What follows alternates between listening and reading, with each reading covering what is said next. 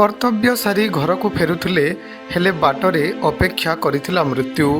ବରଗଡ଼ ଜିଲ୍ଲା ବିଜେପୁରରେ ଘଟିଯାଇଛି ଏକ ଅଭାବନୀୟ ସଡ଼କ ଦୁର୍ଘଟଣା।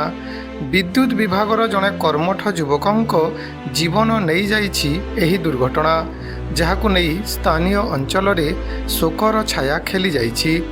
ଘଟଣାଟି ଘଟିଛି ଗୁରୁବାର ବିଳମ୍ବିତ ରାତ୍ରିରେ।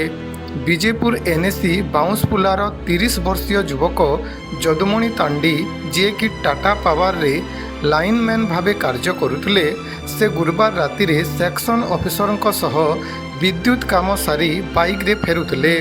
ତାମିମୁଣ୍ଡା ରାସ୍ତା ନିକଟରେ ବାଇକ୍ଟି ଭାରସାମ୍ୟ ହରାଇ ଦୁର୍ଘଟଣାଗ୍ରସ୍ତ ହୋଇଯାଇଥିଲା।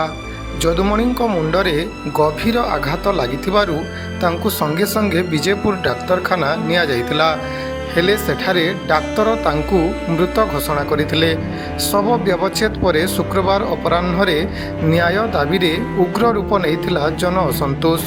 ପରିବାର ଲୋକେ ଏବଂ ସ୍ଥାନୀୟ ବାସିନ୍ଦା ଶବକୁ ବିଦ୍ୟୁତ୍ ଅଫିସ ସମ୍ମୁଖରେ ରଖି ଧାରଣା ଦେବା ସହ ବରଗଡ଼ ରାସ୍ତାକୁ ସମ୍ପୂର୍ଣ୍ଣ ଅବରୋଧ କରିଥିଲେ, ଫଳରେ ଯାତାୟାତ ବାଧାପ୍ରାପ୍ତ ହୋଇଥିଲା। ଉତ୍ତେଜନା ବଢ଼ୁଥିବା ଦେଖି ଅତିରିକ୍ତ ତହସିଲଦାର ଜ୍ୟୋତିପ୍ରକାଶ ଭୋଇ, ଟାଟା ପାୱାର ଏସ୍ଡିଓ ଏବଂ ପୋଲିସ ପ୍ରଶାସନ ଘଟଣାସ୍ଥଳରେ ପହଞ୍ଚିଥିଲେ। ମୃତକଙ୍କ ପରିବାରକୁ ବିଭାଗୀୟ ବୀମା ସହାୟତା ଏବଂ ତାଙ୍କ ଭାଇଙ୍କୁ ଚାକିରି ପ୍ରଦାନ କରାଯିବ ବୋଲି ପ୍ରଶାସନ ପକ୍ଷରୁ ଲିଖିତ ପ୍ରତିଶ୍ରୁତି ମିଳିବା ପରେ ରାସ୍ତାରୋକ ହଟିଯାଇଥିଲା।